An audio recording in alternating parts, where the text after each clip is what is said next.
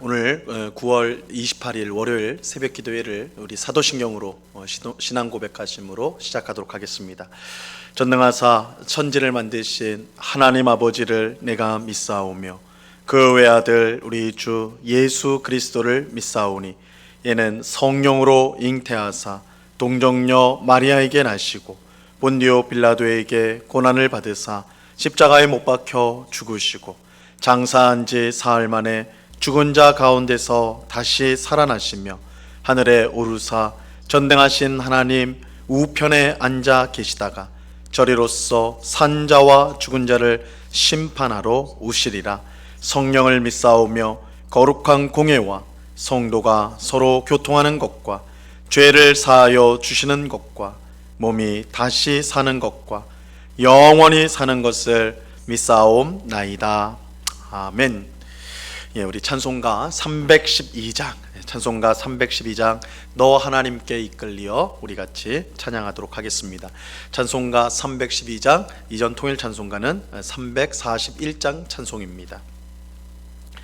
너 하나님께 이끌리어 일평생 주만 바라면 너 어려울 때에 주시고 언제나 지켜주시리. 주 크신 사랑 믿는 자 그 반석 위에 서리라. 너 설레는 맘 가다듬고 희망 준기 다리면서 그 은혜로신 주의 뜻과 사랑에 만족하여라.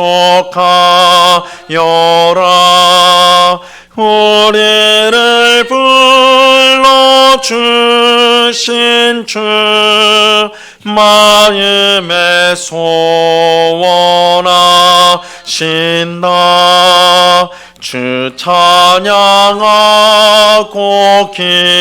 기도하며 내 본분 힘써 다하라. 주 약속하신 모든 은혜 내게서 이루어지리라. 참되고 의지하는 자 주께서 기억하시리.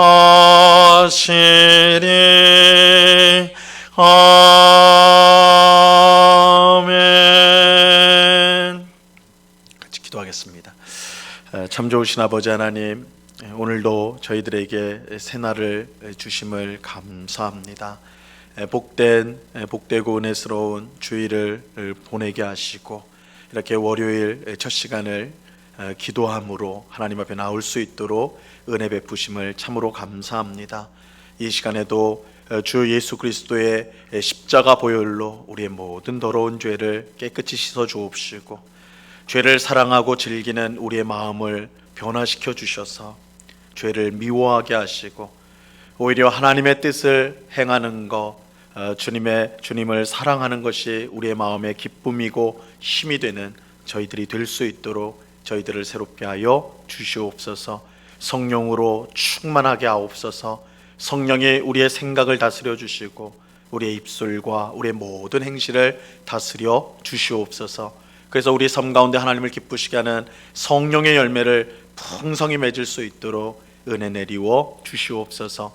이 시간 우리 마음속에 있는 염려와 근심도 다 주님 앞에 맡기는 담대한 믿음을 주시옵소서. 우리가 그것을 가지고 염려하고 근심한다고 변화되는 것이 아니라 하나님 앞에 맡길 때에 주께서 그것을 통해 선한 뜻을 이루어 주실 줄로 믿습니다. 하나님 앞에 맡기며 의지하며 우리에게 주어진 일들에 충성을 다하는 저희들이 다 될 수 있도록 도와주시옵소서. 이 시간 주의 말씀을 듣고자 합니다. 성령 하나님께서 밝히 조명하여 주셔서 주의 뜻을 깨닫게 하옵시고, 이 말씀이 우리의 양식이 되고 힘이 되어져 더욱더 하나님 사랑하고 의지하는 주의 백성들로 삼아 주시옵소서. 귀한 은혜 주실 주님께 감사와 찬양을 올려드리오며 예수 그리스도 이름으로 기도드리옵나이다. 아멘. 우리 하나님 말씀을 다 같이 보도록 하겠습니다. 누가복음 3장 18절로 20절까지의 말씀을 우리가 다 같이 보도록 하겠습니다. 누가복음 3장 18절로 20절까지의 말씀입니다. 제가 하나님의 말씀을 봉독하겠습니다. 또 그 밖에 여러 가지로 권하여 백성에게 좋은 소식을 전하였으나 분봉왕 헤롯은 그의 동생의 아내 헤로디아의 일과 또 자기가 행한 모든 악한 일로 말미암아 요한에게 책망을 받고 그 위에 한 가지 악을 더하여 요한을 옥에 가두니라. 아멘. 오늘 우리가 읽은 말씀은 이 세례자 요한의 사역이 어떻게 끝나게 되었는지를 알려주고 있습니다. 이 세례자 요한의 사역이 끝난 시점이 중요한 의미를 갖고 있는데, 왜냐하면 메시아이신 예수님의 사역이 이때부터 본격적으로 시작되기 때문입니다. 즉 세례자 요한의 일이 끝날 때 예수님의 일이 시작이 되었습니다. 그런데 세례자 요한이 스스로 자기의 일을 멈춘 것이 아니었습니다. 스스로 자신의 일을 그만둔 것이 아니에요. 헤롯 왕이 그를 감옥에 가둠으로 일을 멈출 수밖에 없었습니다.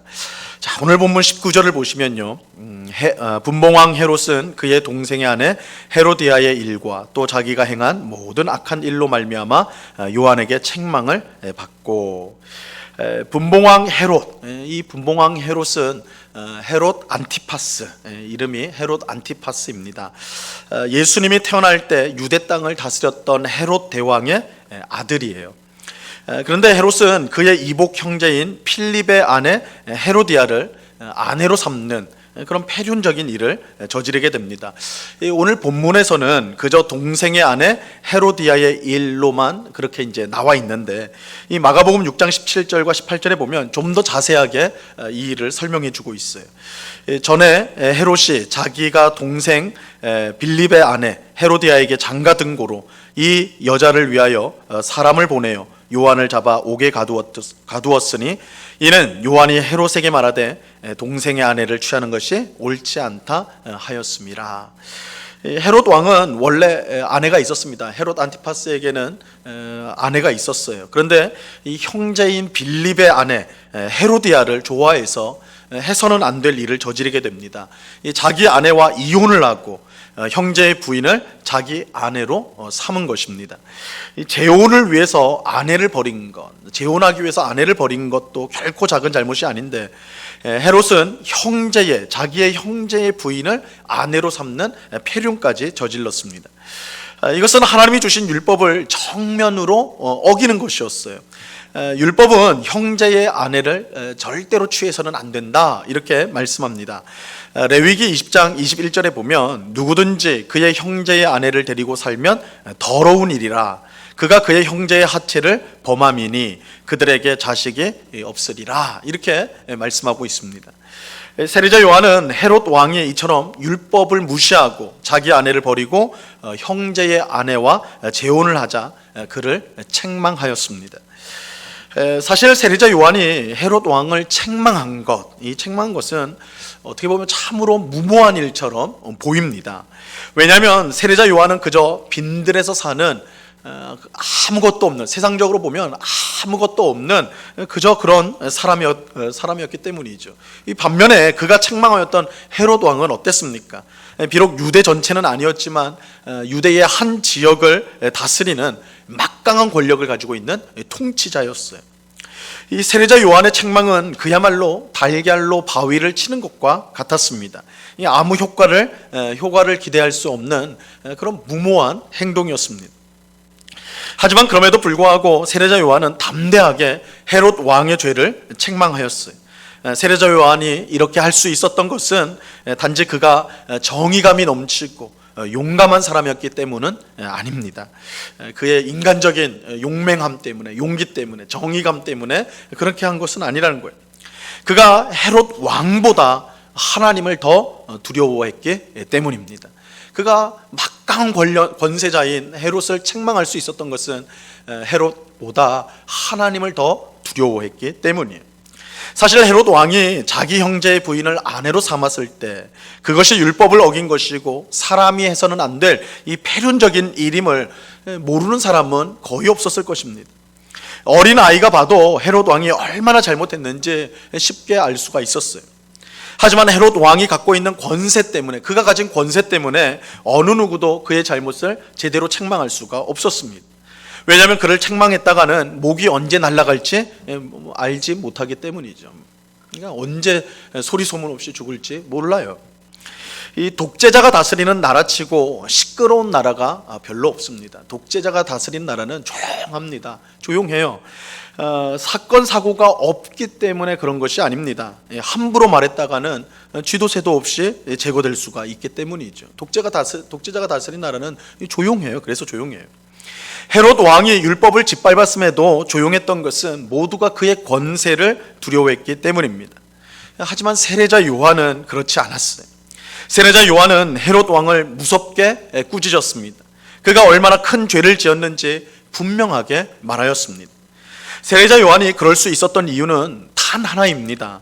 세례자 요한이 헤롯 왕보다 하나님을 더 두려워했기 때문입니다. 세례자 요한은 하나님을 가장 두려워했어요.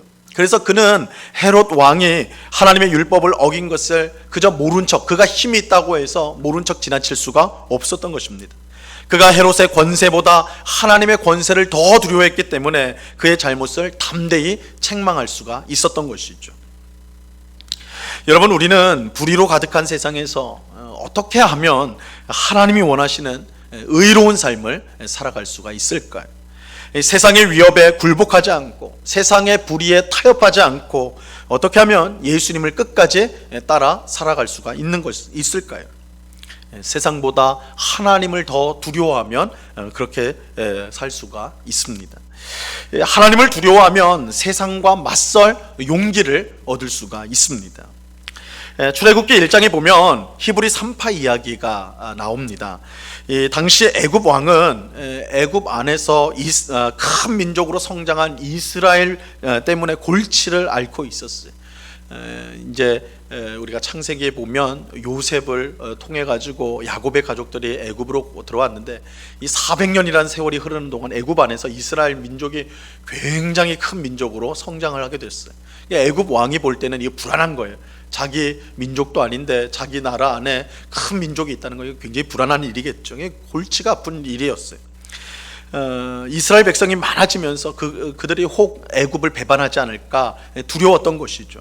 그래서 애굽 왕은 히브리 산파를 불러서 아이를 낳는 일을 돕는 산파들을 불러가지고 이스라엘 여인이 아이를 낳을 때 여자를 낳으면 그냥 그대로 놔두지만 남자아이를 낳으면 반드시 죽이라, 아이가 나올 때 아예 죽이라고 그렇게 명령을 내렸습니다.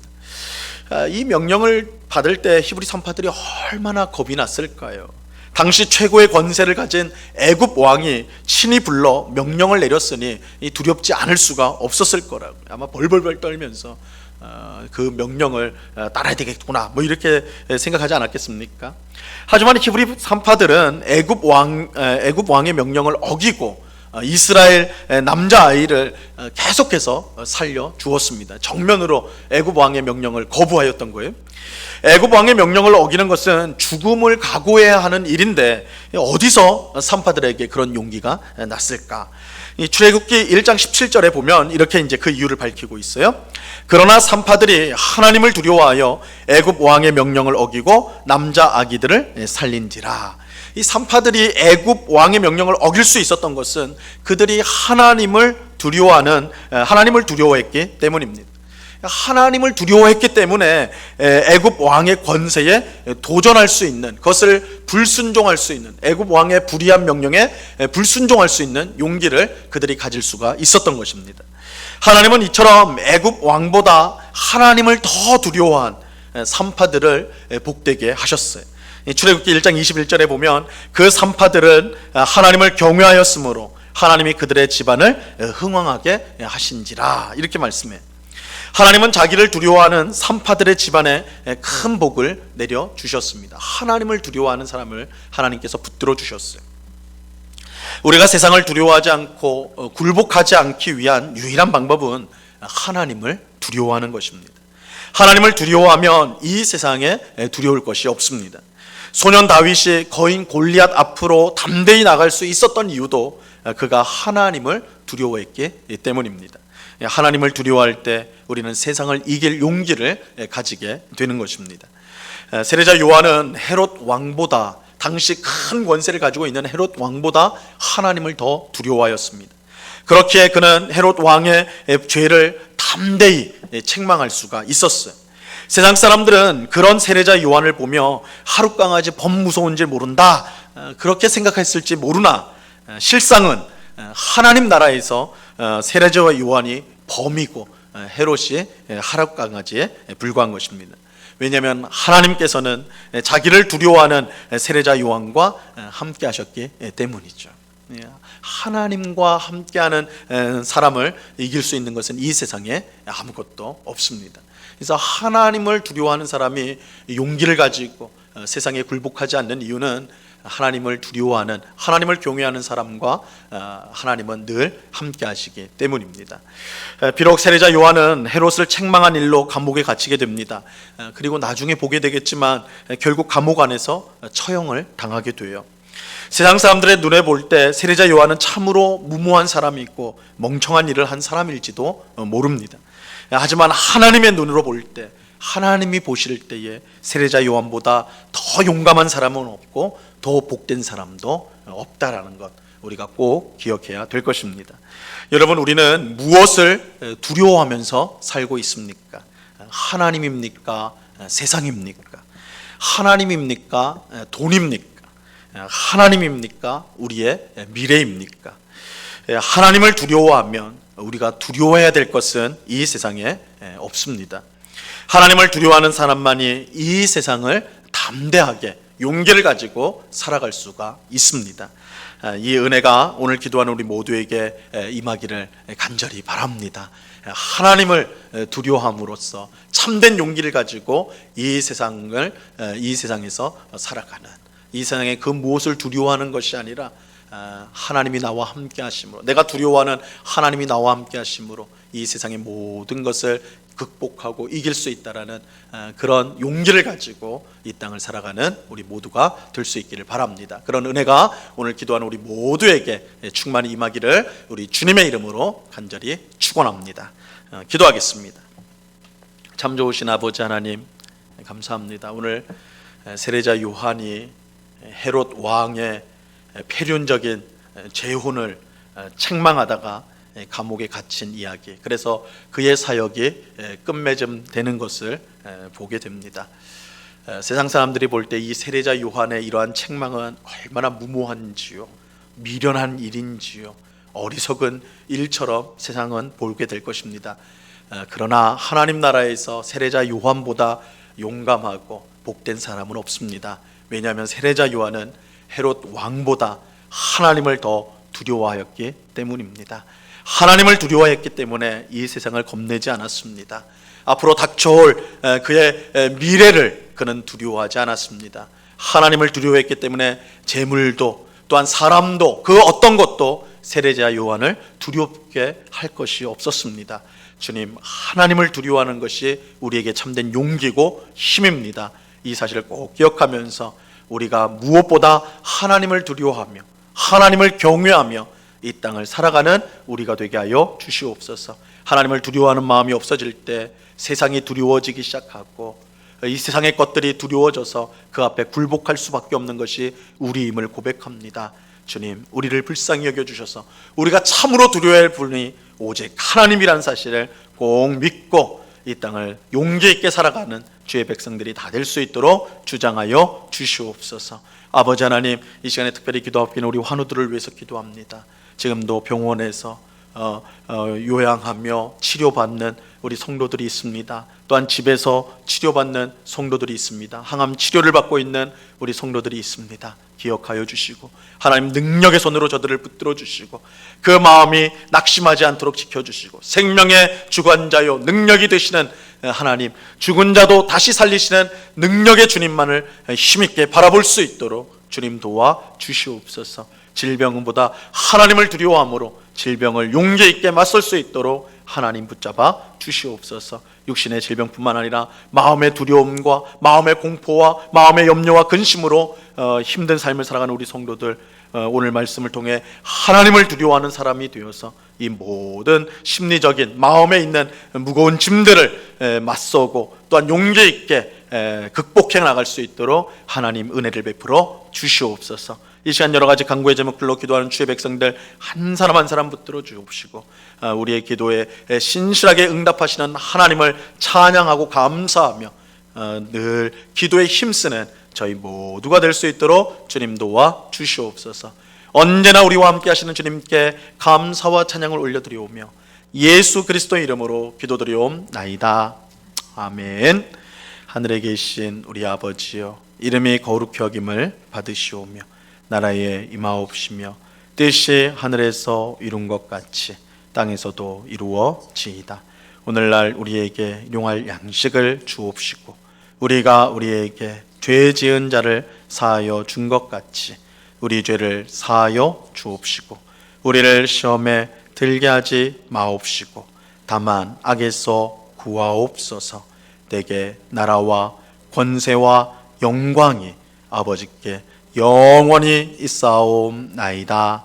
아멘.